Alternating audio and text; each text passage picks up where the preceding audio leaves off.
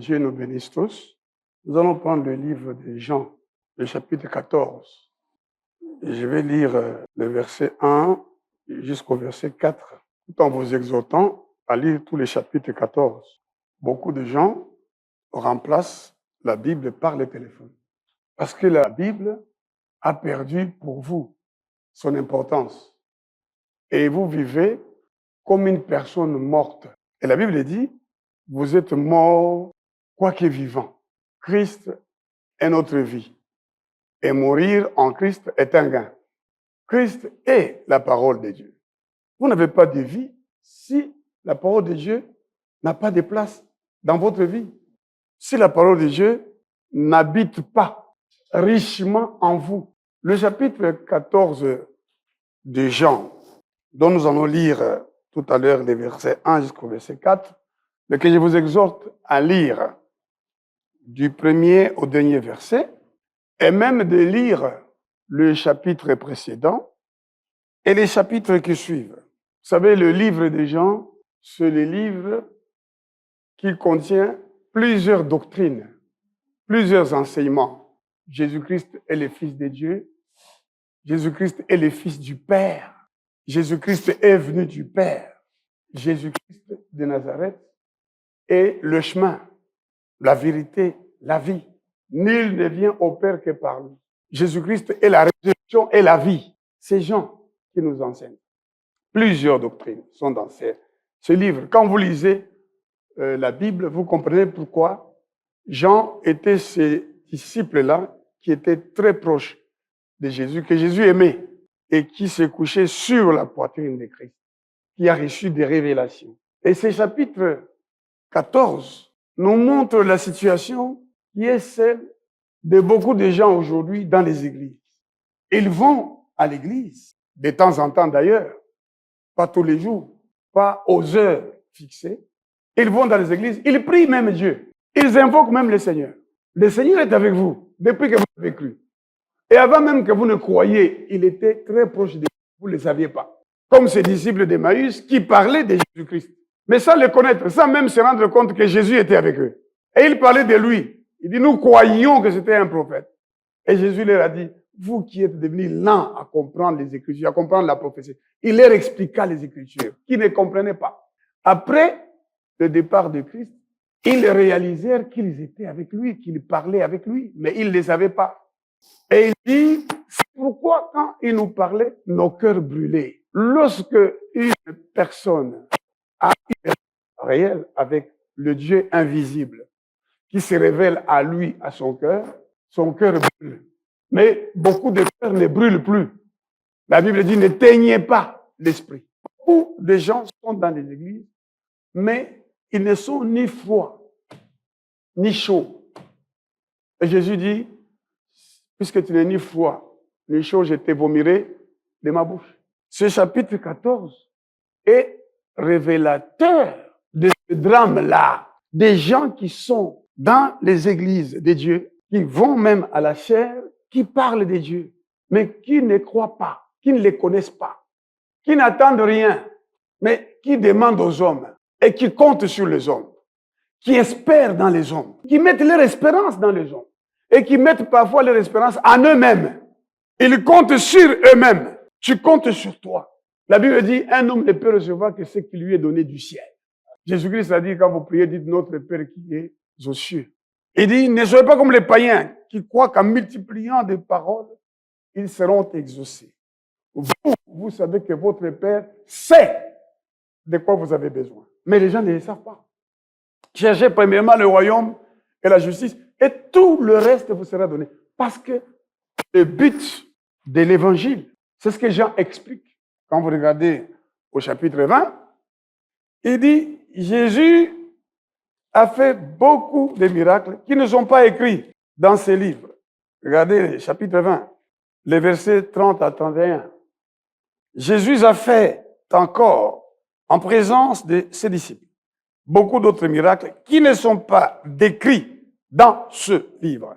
Mais ces choses ont été écrites afin que vous croyiez que Jésus est le Christ, le Fils de Dieu, et qu'en croyant, vous ayez la vie en son nom. Jean explique que la raison d'être de tout ce qui est écrit, c'est pour qu'une femme, un homme, sache et croit que Jésus-Christ est Dieu, le Fils du Père, de Dieu le Père. En croyant, il est la vie. Or, Jésus est la parole de Dieu. Au commencement était la parole était Dieu. La Bible dit, il est revêtu d'un manteau teinté de sang. Son nom est la parole de Dieu. Mais les gens ne croient pas. Ils n'ont pas la vie. Ils sont désespérés. Il y a beaucoup de gens désespérés dans la maison de Dieu. Ils ne comprennent pas pourquoi ils peuvent manquer de choses. Ils ne comprennent pas pourquoi ils peuvent aussi connaître l'échec. Ils ne comprennent pas pourquoi des portes peuvent être fermées. Jésus a dit, c'est moi qui ferme et personne n'ouvrira. Job n'a pas accusé le diable. Il n'a pas dit, c'est le diable qui fait ça. Lui, il a parlé à Dieu. Parce qu'il savait que le diable a un pouvoir limité. Le diable n'est pas le tout-puissant. Il a sa puissance que Dieu lui a laissée. Et Dieu dit, votre adversaire, le diable, rôde comme un lion rugissant. Satan, c'est notre adversaire. Je voyais Satan tomber du ciel comme un éclair. Satan vous a réclamé. C'est Jésus qui parle. Lui-même, Satan est allé vers Jésus-Christ avec la même technique qu'il a utilisée dans les jardins d'Éden. Si tu es le Fils de Dieu. Et dans les jardins d'Éden, il a dit, est-ce que Dieu a vraiment dit? Est-ce que Dieu a vraiment dit que tu vivras longtemps? Tu mourras rassasié des jours, après une heureuse vieillesse. Mais regarde comment tu manques même de quoi te nourrir, de quoi te vêtir. Regarde comment tu es malade. Regarde comment tu es pauvre. Regarde, tu n'as rien. Mais comment le Seigneur accomplira-t-il sa parole si toi, tu ne passes pas par les épreuves selon lesquelles le diable va dire, c'est fini pour lui. Dieu dit à Moïse, vous allez prendre le détour. Pharaon croira que vous êtes bloqué là. Et moi, je vais manifester ma gloire. Dieu veut manifester sa gloire à travers tes souffrances, à travers tes difficultés. Il va se glorifier. Mais il faut que tu comprennes les buts pour lesquels tu es devenu chrétien. La raison d'être. Les disciples qui ont marché avec Jésus-Christ pendant 3 ans, ils ne comprenaient pas ça. Et Jésus se met à leur dire, déjà au chapitre 13 des Jean, la Bible nous dit, Jésus qui savait que le Père avait remis toutes choses entre ses mains, qu'il était venu de Dieu et qu'il s'en allait à Dieu. Donc, au chapitre 13, Jésus commence à leur annoncer que l'un de vous va me livrer. Je suis venu du Père, mais toutes choses sont entre mes mains. Mais il y aura un temps de ténèbres. Le temps de ténèbres viendra. Le Fils de l'homme sera livré aux pécheurs. Mais je ressusciterai. Ces disciples ne comprenaient pas. Comme beaucoup de chrétiens aujourd'hui ne comprennent pas. C'est pour ça qu'il y a des faux docteurs, des faux pasteurs pour venir vous donner des fausses espérances. Et l'apôtre Pierre, là c'est dans Matthieu 16, commence à dire à Jésus-Christ, à Dieu ne plaise, ça ne t'arrivera pas. Et Jésus lui dit, arrière de moi, Satan. Tu ne penses pas comme Dieu, tu penses comme les hommes. Il faut que le Fils de l'homme soit livré. Il faut que toi aussi, tu sois livré, tu sois combattu. Tu te trouves dans des difficultés, mais que tu continues à croire que même dans l'ombre de la vallée de la mort, l'Éternel est ton berger. Même dans l'échec qui est le tien, l'Éternel est ton berger. Même quand tu te retrouves sans maison ou logé, tu te retrouves maltraité par les gens, ne te tourne pas vers le monde, ne te tourne pas vers le diable, ne va pas pleurer devant les hommes. Il y a quelqu'un qui a dit qu'il essuiera toutes larmes. C'est lui, Jésus-Christ. C'est lui que tu dois connaître. C'est lui dont tu dois comprendre les raisons pour lesquelles il est devenu homme. Lui, qui est Dieu, qui était, qui est et qui vient. Il a accepté de sortir du Père et de venir sur la terre. Jésus commence à leur expliquer cela. Vous verrez, dans Jean chapitre 16, au verset 28, Jésus dit, « Je suis sorti du Père et je suis venu dans le monde. Maintenant, je quitte le monde et je vais au Père. » Les disciples ne comprenaient pas ça. Et ils ne comprenaient pas que Jésus-Christ, quoique éminemment fils de Marie et de Joseph, n'était pas un simple homme. Il a paru comme un simple homme. La Bible dit, existant en forme de Dieu, il a paru comme un simple homme. Jésus de Nazareth était parfaitement homme et parfaitement Dieu. C'est ça que les gens avaient des difficultés pour comprendre. Après avoir tout accompli, il est monté au ciel. Et avant de monter au ciel, il explique à ceux qui croyaient en lui, il explique que votre cœur ne se trouble point. Croyez en Dieu et croyez en moi. Il y a plusieurs demeures dans la maison de mon Père. Si cela n'était pas, je vous l'aurais dit. Je vais vous préparer une place, littéralement un endroit. C'est ça qui se passe maintenant là. Au moment où nous parlons, le Fils du Père, Jésus-Christ de Nazareth, il est toujours vivant, il intercède pour nous, et il est en train d'arranger un endroit où toi tu demeureras. La Bible le dit, c'est ce qu'il dit. La Bible explique qu'il y aura la nouvelle Jérusalem, il y aura un nouveau ciel, une nouvelle terre, et cette ville va descendre d'auprès du Père. Et tu entreras par les portes dans la ville. Il y a de la place que Dieu te prépare dans l'éternité. Et en attendant ce temps-là, il te promet que si tu gardes sa parole, il t'aimera. Son Père t'aimera. Ils viendront à lui, ils feront leur demeure chez toi, sur la terre. Tu seras béni, tu vivras longtemps et tu mourras rassasié de jours après une heureuse vieillesse. Que votre cœur ne se trouble point. Donc Jean 14, verset 1 à 4. Que votre cœur ne se trouble point. Croyez en Dieu et croyez en moi. Il y a plusieurs demeures dans la maison de mon Père. Si cela n'était pas, je vous l'aurais dit. Je vais vous préparer une place. Et lorsque je m'en serai allé et que je vous aurai préparé une place, je reviendrai. Et je vous prendrai avec moi afin que là où je suis, vous y soyez aussi. Le verset 4, particulièrement, nous intéresse. Vous savez où je vais et vous en savez les chemins. C'était ça le problème. Jésus a tout expliqué à ceux qui étaient avec lui. Depuis le jour où il les a appelés chacun, il a dit à Pierre, je te ferai pécheur d'hommes. Et Pierre ne comprenait pas. Après la mort de Jésus, Pierre est retourné pécher. Et Jésus est venu encore là, ressuscité. Il a refait le miracle qu'il avait fait de poisson. Et Pierre était nu. Il est allé pécher, s'est dénudé pour aller pécher. Combien de fois tu te dénudes pour trouver les choses de la terre, pour trouver les plaisirs de la terre? Combien de fois tu perds ta dignité en utilisant les mensonges pour arriver à obtenir quelque chose? Combien de fois tu perds ta dignité en trompant, en volant, en pillant, en commettant l'impureté, l'impudicité, l'adultère? Combien de fois tu es nu, tu oublies la promesse que Dieu t'a faite? Je t'enrichirai. Voici mon serviteur, c'est écrit. Il montera, il s'élèvera, il montera bien haut. Ce sont des promesses que Dieu a faites. Lorsque tu obéiras à la parole, lorsque tu auras parcouru le chemin qui a été tracé pour toi, lorsque Dieu t'a formé dans les vents de ta mère, il t'a établi.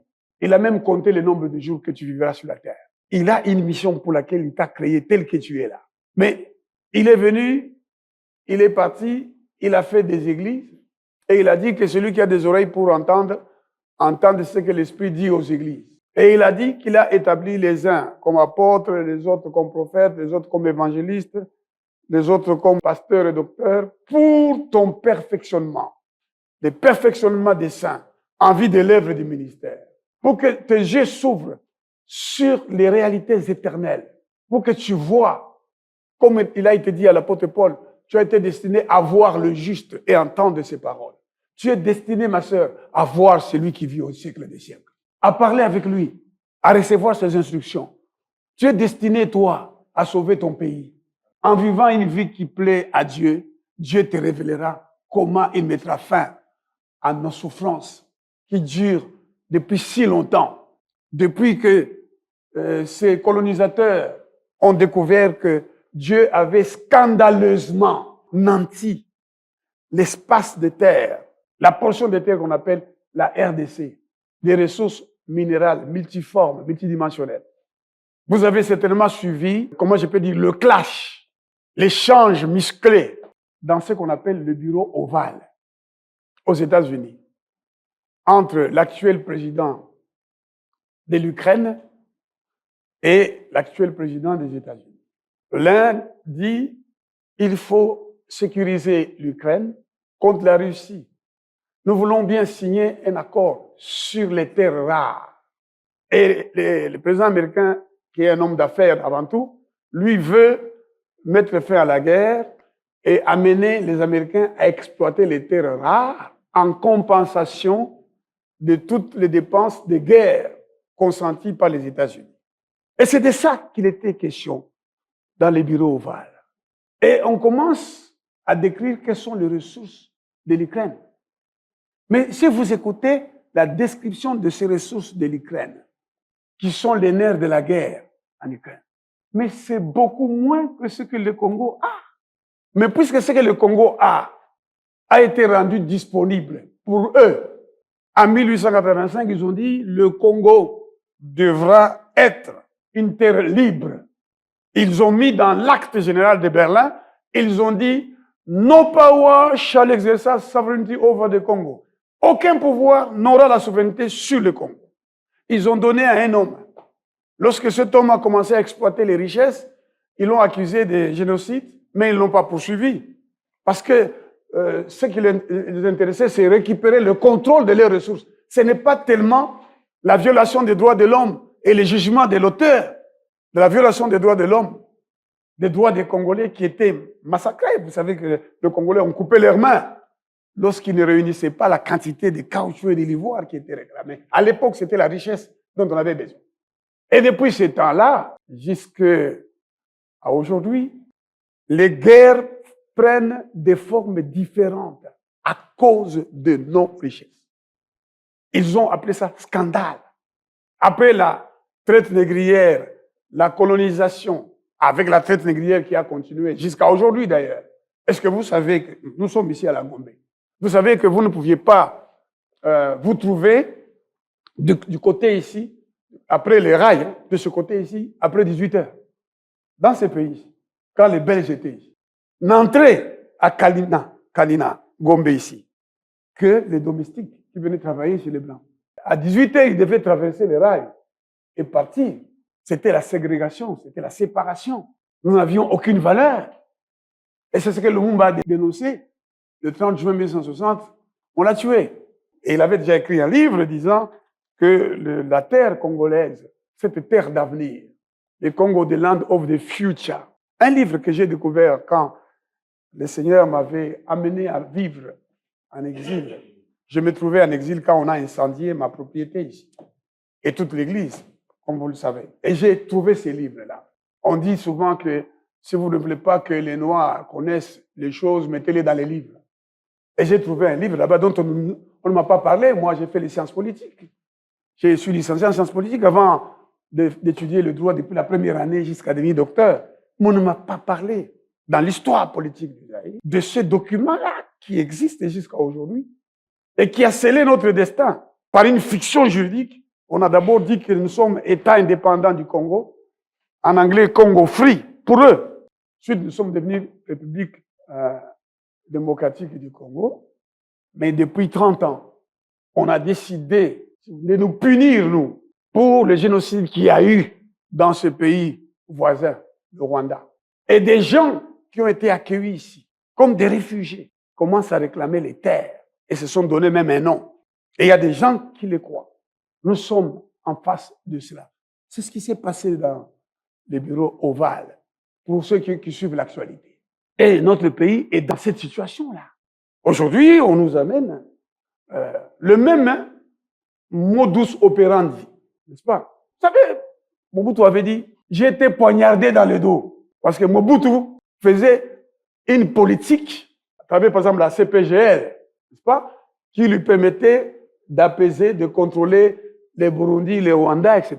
On est venu renverser le régime qui était là et on a chargé quelqu'un de venir mettre les désordres, de venir semer la mort dans les pays. Et j'étais surpris de suivre une émission que j'ai faite il y a 21 ans, quand on avait attaqué Bukavu. Et il y a quelqu'un qui était venu dans mon bureau qui a suivi cette émission qui a dit, mais comment? Mais ça, c'est maintenant. Je dis non, c'est les choses qui semblent ressembler à ce qui s'est passé maintenant. Je le disais il y a 21 ans. Donc, notre pays est dans cette situation-là. Ce sont nos terres. On peut tuer tous les Congolais. Ce qui importe, c'est qu'on installe ici des gens qui laissent le pays au service de ceux qui considèrent le Congo comme le coffre-fort des ressources minérales. On peut même venir nous tuer tous ici à Kinshasa. Nous avons certes un gouvernement à qui nous avons des reproches légitimes à faire. Mais je ne crois pas, moi, que la solution nous vient de ceux-là qui étaient ici, n'est-ce pas? et qui se transforme aujourd'hui en libérateur en revenant avec le même modus operandi. Savez-vous que vous, si vous comprenez qui vous êtes en tant que chrétien, par la parole de Dieu et par la prière, celui qui vit au siècle des siècles peut vous révéler comment il mettra fin à nos souffrances. Peut vous révéler comment il peut changer les choses. Mais regardez, mes frères, jusque-là, il y avait un président à la tête des États-Unis. On ne parlait pas de négocier la paix. On parlait de la guerre, des armes en Ukraine. Brusquement, Dieu change les choses. C'est un nouveau président qui vient avec un nouveau langage, n'est-ce pas? Et de nouveaux plans. Brusquement, l'histoire change. Le Seigneur peut changer aussi notre histoire. Le Seigneur dit que nous sommes destinés à voir le juste et entendre les paroles de sa bouche. Nous, chrétiens, si nous étions vraiment des chrétiens, nous verrions, nous comprendrions de quoi il s'agit et nous obtiendrions de Dieu le changement parce qu'il est le maître des temps et des circonstances. Parce que notre destin, en tant que citoyen de la terre, c'est ici, au Congo. Le Seigneur dit, mon juste prospérera dans les pays. C'est ça le pays que Dieu nous a donné. Dieu a fait que tous les hommes habitassent sur toute la surface de la terre. Il a donné à chaque peuple un espace et des bornes. Et il a dit, vous ne déplacerez pas la borne composée les anciens. En attendant l'endroit que le Seigneur nous prépare, en tant que citoyens des cieux, nous sommes citoyens de ce pays. C'est le seul endroit qui est le nôtre. Moi, j'ai vécu quelques années à l'étranger, forcé. J'étais en visite quand j'ai appris qu'on a détruit cette propriété au motif que j'étais opposé au président qui était là. On a tué ici une sœur de l'église, la femme de Mouchipai qui est là. Et on a cassé les bras de Mouchipai en disant c'est toi qui es le petit frère de Théodore qui parle. Et qu'est-ce qu'on me reprochait? Simplement de parler, d'avoir dit que je serais candidat président de la République, etc., etc. Et je suis resté à l'étranger. Je vous dis, mes frères, quand la Bible dit que nous sommes étrangers et voyageurs sur la terre, j'ai compris ça en vivant dans un pays étranger, la Grande-Bretagne. C'est le système d'asile qui est considéré par les Anglais eux-mêmes comme un système inhumain. Quand vous allez demander l'asile, vous devenez comme un malfaiteur.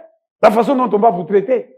Les Congolais qui sont à l'étranger là, qui ne vous trompent pas, ils sont obligés de travailler dans des toilettes. Il y a très peu qui arrivent à trouver un travail qu'on peut dire digne. Les autres, ils vivent des mensonges, ils doivent tromper pour faire croire à telle situation afin qu'ils aient droit à des aides sociales. D'autres sont dans des faux chèques, d'autres sont dans des détournements, dans les crimes. Et d'autres qui travaillent simplement.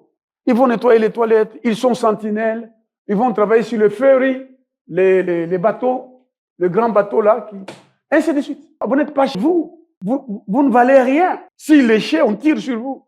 Moi, j'ai compris ça. Chacun doit être chez lui. Et quand j'étais là et que je revoyais les rues où j'ai grandi, j'ai été heureux quand le Seigneur m'a réveillé, m'a dit, tu rentres. Mais je vais rentrer comment? Le Seigneur a pourvu à tous les moyens, je suis rentré. J'habitais dans cette parcelle ici, dans les décombres. Nous avons continué à prier ici, dans les décombres. Mais nous étions chez nous, nous sommes chez nous. En attendant l'endroit que Dieu est allé nous préparer, c'est ici, notre pays. Prions pour notre pays. Nous avons le pouvoir de changer les sorts de notre pays. Nous avons le pouvoir, par la prière, par la foi, par la parole de Dieu, de changer les sorts de nos familles respectives, de changer le sort de chacun de nous.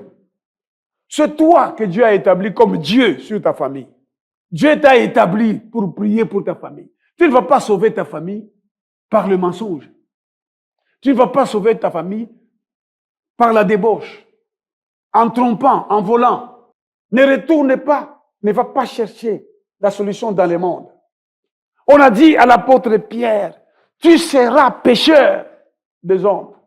Quand Jésus-Christ est mort, il a oublié tout ça. Il est retourné pécher et il était nu. Mais le maître est venu le voir et lui a demandé, Pierre, est-ce que tu m'aimes plus que ceci? Est-ce que tu m'aimes? Quand je me suis converti à 15 ou 16 ou 17 ans, je ne sais plus, il y a une chanson qu'on chantait en swahili que je ne comprenais pas toujours très bien, mais après, j'ai compris. Une chanson fondée sur la parole de Dieu. Pete ro nani penda, pete ro nani penda, wende uchunge kondolo, wende uchunge kondolo, pete ro nani penda, wende uchunge kondolo. Uwatafute, uwatafute, uwapeleke kwa mchungaji mwema, ndani ya mabonde weko analia, ni nani atawatosha? Jésus dit, est-ce que tu m'aimes plus que lui? Et l'apôtre Pierre dit, oui. Jésus lui dit, est-ce que tu m'aimes? L'apôtre Pierre comprend. Si tu m'aimes, paie mes brebis. Toi, tu es chrétien, tu le dis, tu viens dans l'église de Dieu, tu pries aussi même, parfois pendant des heures, mais demande-toi, est-ce que tu connais les chemins? Jésus leur dit, c'est moi le chemin, je suis le chemin, la vérité et la vie. Vous savez où je vais et vous en savez le chemin. Thomas, qui lui était un cartésien, c'est pas moi un positiviste, qui lui voulait des preuves. C'est pas qu'il ne savait pas, c'est pas qu'il n'était pas enseigné, mais ne croyait pas. Comme beaucoup de gens dans les églises, on leur enseigne, on leur parle de l'éternité, on leur dit que Jésus-Christ est le Fils de Dieu. Il est mort, il a été enterré, il est ressuscité, il est monté à la droite du Père, il reviendra. Toutes ces choses de la terre, quel que soit ce que Dieu va nous donner, il n'y a personne qui en amènera même une petite parcelle. Rien. Je suis, par la grâce de Dieu, l'administrateur de cette propriété, c'est-à-dire que c'est un bien que Dieu, c'est un bien dont Dieu est le propriétaire, il m'a donné la grâce d'en être le propriétaire sur la terre, n'est-ce pas? Mais les jours que je partirai, on ne m'enterrera même pas sur un petit espace ici. Les petits là, parfois je le vois, il entre dans mon bureau, il s'assoit sur mon fauteuil. Je dis, petit, toi tu veux me remplacer déjà maintenant là? Je suis encore vivant moi. Hein? Il y a même quelqu'un de sa famille, du côté de sa mère, qui disait, nous viendrons habiter dans cette maison grâce à ces petits ici. Toli ananda kwana. J'ai dit, mais comment vous dites ça? Oli ananda kwana ndengeni. Et puis ça au koufi. Et puis ça on a koufi. Si tu meurs aujourd'hui là, nous viendrons. Et donc vous attendez que je meure. Vous attendrez longtemps de vous mourir avant moi. Parce que je crois à la promesse qui dit, hein, tu ne mourras pas, tu vivras. Et tu mourras rassasié des jours, n'est-ce pas? Tu mourras rassasié des jours après une heureuse vieillesse. Je crois à la parole de Dieu. Donc il n'y a rien que j'emporterai. Rien. Les gens qui accumulent des biens, qui volent même à l'État congolais ici. Nous avons appris, depuis que le président Tshisekedi est au pouvoir, qu'on pouvait détourner 15 millions, un individu ou deux ou trois, et puis on pouvait détourner 500 millions, on pouvait détourner 800, ici.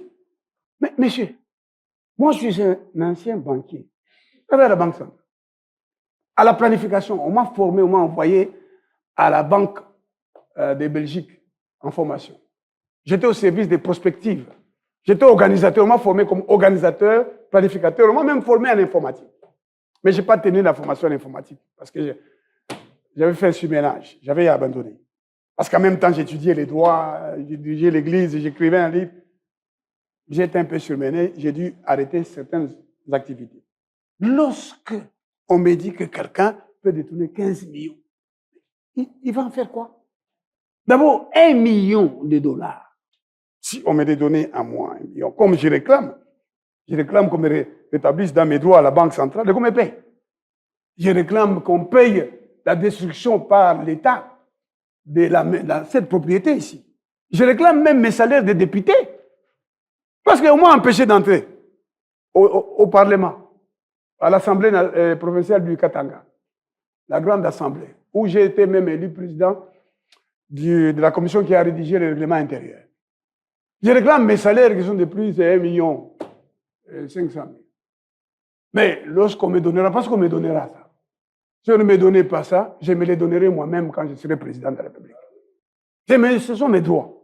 Lorsque vous avez 1 million de dollars à vous seul, vous pouvez planifier, n'est-ce pas, modestement, organiser votre vie et vivre, et même faire vivre d'autres personnes. Mais quand il y a des gens qui peuvent détourner 500 millions, 500 millions dans ces pays. Et quand je sors sur l'avenue ici, là-bas, à côté de chez moi, il y a le premier président de la Cour de cassation, un éminent professeur, mon collègue professeur d'université. Il est le premier président de la Cour de cassation, il est là. Mais devant, sur la route, de part et d'autre, de l'autre côté où était John Numbi, le général John Numbi, c'est des trous. Sur cette avenue ici, des orangers.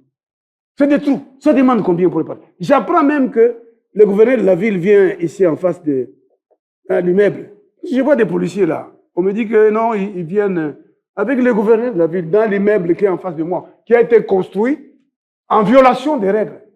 C'est-à-dire, à l'époque de Mobutu, il était interdit de construire des immeubles ici, dans les quartiers résidentiels. Mais ils ont construit un immeuble, ils peuvent regarder ici. J'apprends que le gouverneur vient là-bas. Mais il y a des trous ici. Ça demande combien pour colmater ces trous-là? Et il y a quelqu'un qui peut détourner, non pas 100 000 dollars, mais 100 millions de dollars. Alors qu'il suffit de combien? Je ne sais pas.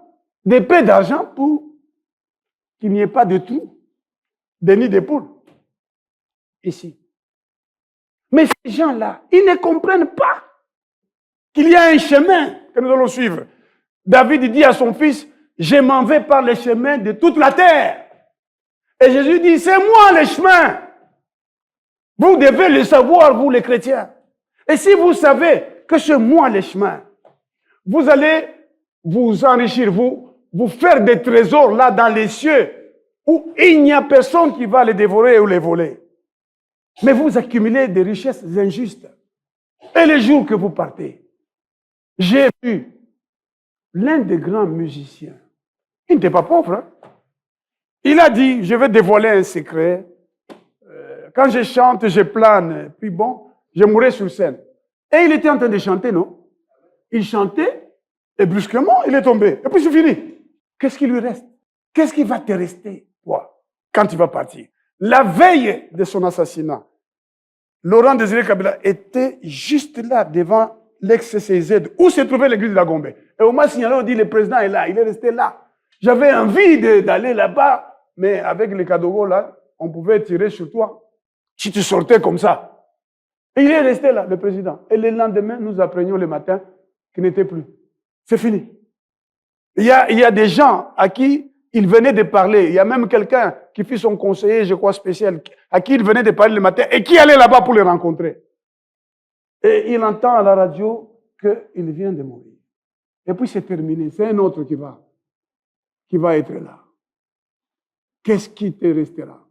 C'est pourquoi le Seigneur, Dieu, essayait de faire comprendre à ceux qui étaient avec lui, qui les suivaient à cause des miracles, à cause du pain, qui les voyaient, qui voyaient Jésus-Christ en un faiseur de miracles. Et ils ne comprenaient pas. Ils pensaient que Jésus devait renverser César, renverser.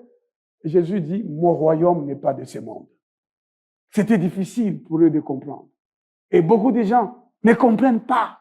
Ce n'est pas que Jésus, en disant, mon royaume n'est pas de ce monde, il ne s'occupe pas de ta vie sur la terre. Mais si, il dit, préoccupe-toi premièrement du royaume, des choses invisibles, des choses éternelles qui demeureront.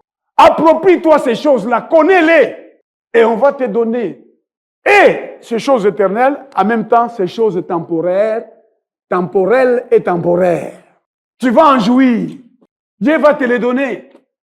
L'homme ne peut recevoir que ce qui lui est donné du ciel. C'est la bénédiction du Seigneur qui enrichit, il n'a fait suivre d'aucun chagrin. Mais les gens viennent dans l'église, ils ne connaissent pas. Comme l'apôtre Pierre, il ne connaissait pas, il ne comprenait pas. Il était un païen. Parce que Jésus lui a dit, quand tu seras converti, va vers mes brebis. Quand quand tu seras converti, va vers mes frères. Quand tu seras converti. Donc l'apôtre Pierre était toujours comme ça, un païen. C'est pour ça qu'il pouvait dire, je mourrai avec toi le matin. Et après, c'est une femme qui nous dit, toi, tu étais avec Jésus. Moi, ma Lilith à maman nangai. C'est ça, non? Avec des imprécations, je ne connais pas. Mais lorsque il a été réellement changé et que le Saint-Esprit est venu sur lui, Jésus-Christ a commencé à dire à ceux qui avaient assassiné Jésus, c'est Jésus que vous avez crucifié, Dieu l'a fait Seigneur et Christ. Quand le Saint-Esprit est en toi, parce que Dieu approuve, Dieu voit que tu changes et que sa parole demeure en toi, il t'ouvre les yeux. Tu connais les chemins. Jésus leur dit, vous savez où je vais et vous en savez les chemins. Thomas lui dit, nous ne savons pas où tu vas. Comment pouvons-nous en savoir le chemin? Jésus lui dit, je suis le chemin, la vérité et la vie. Nul ne vient au Père que par moi. Donc Jésus-Christ vient révéler au monde que celui qui a fait les cieux et la terre, le Dieu dont parle la Bible, c'est son Père. Et c'est notre Père aussi. Et puis Jésus, c'est notre frère. Amen. Il est la résurrection et la vie. Celui qui croit en moi vivra quand bien même il serait mort. Si Jésus n'était pas ressuscité, notre évangile serait vain. Or, Jésus est ressuscité et il est vivant au siècle des siècles. Donc, notre évangile est vrai. Il nous donne la vie. Et Jésus dit, si vous me connaissiez, vous connaîtriez aussi mon Père. Et maintenant, vous le connaissez et vous l'avez vu. Philippe lui dit, Seigneur, montre-nous le Père et cela nous suffit. Jésus lui dit, il y a si longtemps que je suis avec vous et tu ne m'as pas connu, Philippe. Il y a longtemps que tu es dans l'église et tu n'as pas connu le Seigneur. Il y a des gens qui sont dans l'église. Oh, tu fais quoi dans l'église? Oh, dans ce département, il y a intercession. Mais il fait l'intercession, il ne connaît même pas le Seigneur. Je travaille à l'intercession, je travaille au protocole, je travaille à la technique, je travaille à la presse. Mais il ne connaît même pas le Seigneur. Il est à la presse, il travaille comme caméraman, mais il somnole dans l'église quand on prêche la parole. La parole qu'il va diffuser à la télévision, lui-même ne la comprend pas. Il y a des chantres qui ne connaissent pas le Seigneur. Tout à l'heure, là, j'étais en train de prier. Et j'ai voulu écouter une chanson dans ma langue. Muntanda, yakwaleza, ikibunji, kia, kekika, pitengapo, nelofomo, to, leza u, kampampula, impolo, yamumeso, misongo, ne moyompika, ne lofo moi les amutupulo. Alors, vous savez ce qui m'est arrivé? Je fais des recherches et il y a plusieurs personnes qui ont chanté ça. La même chanson. Vous voyez, je la chante. Ce sont des paroles simples, mais très fortes. Je vois d'abord dans une vidéo une foule et avec des instruments qu'on joue très bien. Tant, tant, tant, tant.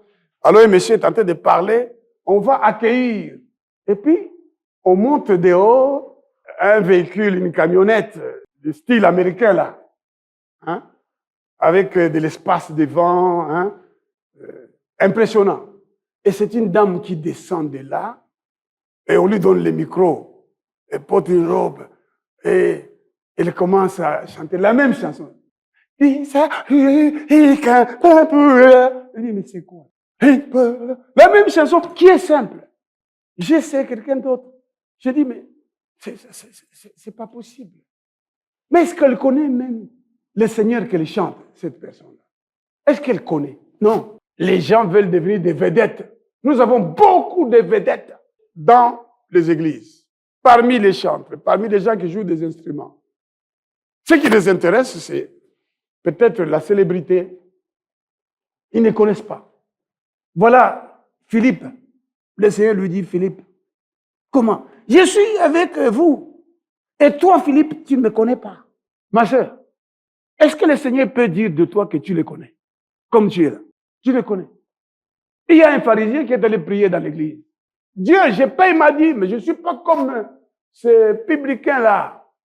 Et le Seigneur a dit, il est rentré chez lui, il n'était pas justifié. J'ai entendu des gens prier.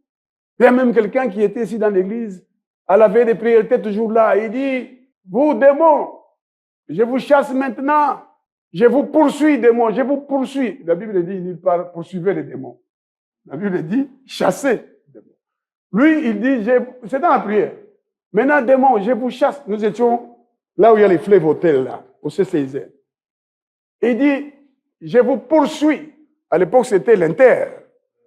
Démons, je vous chasse. Maintenant, je vous poursuis. J'entre à l'Inter maintenant. Il est en train de prier. J'entre à l'Inter maintenant.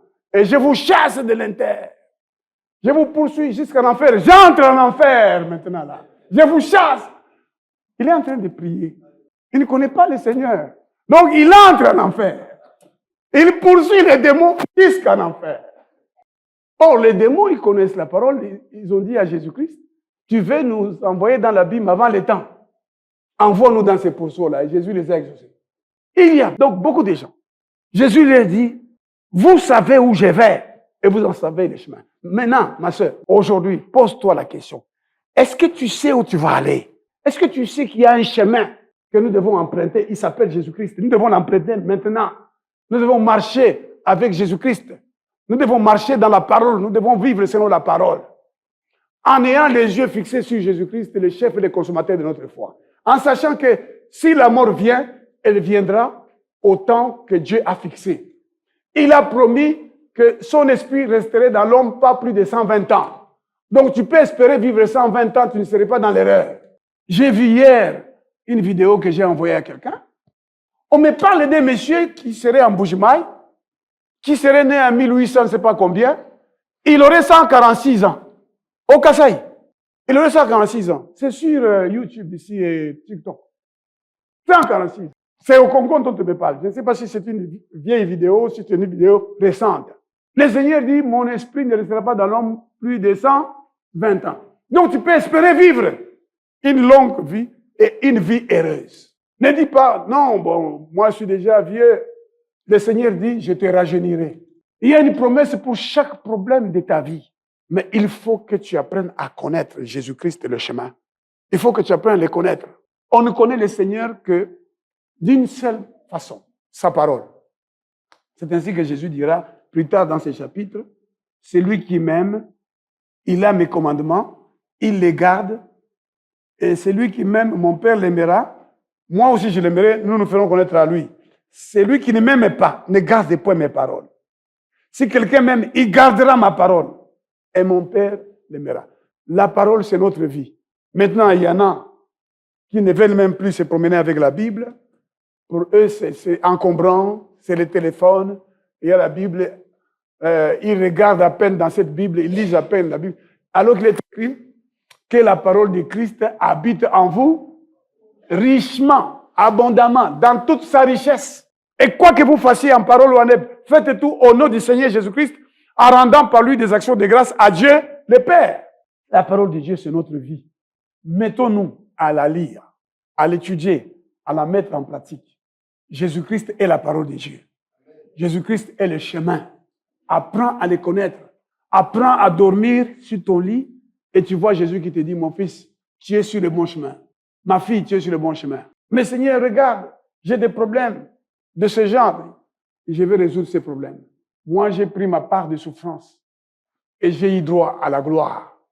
Toi aussi, il y a ta part de souffrance qui est faite pour te préparer, pour t'élever. Oh Seigneur, ça dure depuis 10 ans, depuis 15 ans. Ce n'est pas un problème. Il y a des choses que Dieu est en train de faire pour te préparer à la gloire sur la terre. Parce que la gloire sur la terre, elle peut te perdre. Il y a des gens qui aimaient le Seigneur. Dès qu'ils ont trouvé du travail, ils ont perdu. Moi, j'ai connu dans ma jeunesse quelqu'un qui portait des babouches, qui est venu de l'intérieur du pays et qui prêchait en Kiloubakat dans l'église. Il était simple. Et quand il chantait, c'était terrible. Quand il chantait, vous aviez la chair de poule. Et quand il prêchait, Lisa, finis pas, Waimana, Ouessamba. Donc je regardais, quel feu. Comme j'étais devenu étudiant, j'étais absent plusieurs jours de l'église. Et puis je suis venu un jour à l'église et je l'ai trouvé parce que pour chanter, ils allaient souvent là devant, là, pour chanter.